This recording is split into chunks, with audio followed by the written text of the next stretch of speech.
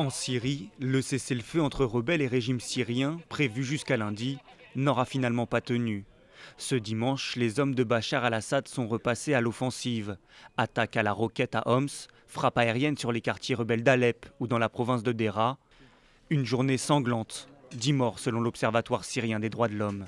Un regain de tension qui rend la prolongation d'une trêve plus que jamais incertaine.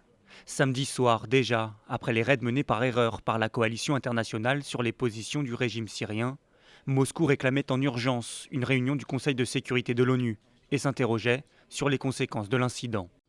Est-ce que ça signifie la fin de la coalition entre la Russie et les États-Unis? C'est un gros point d'interrogation, un très gros point d'interrogation. Du côté américain, on assure que la Russie et l'armée de Bachar al-Assad ne sont pas en reste et continuent de bombarder les positions rebelles.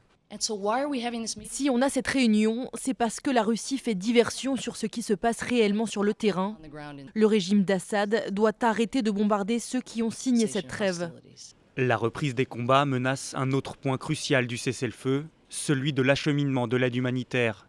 Depuis vendredi, faute de garanties de sécurité suffisantes, les camions de l'ONU remplis de nourriture et de médicaments sont toujours à l'arrêt dans une zone tampon entre la Syrie et la Turquie.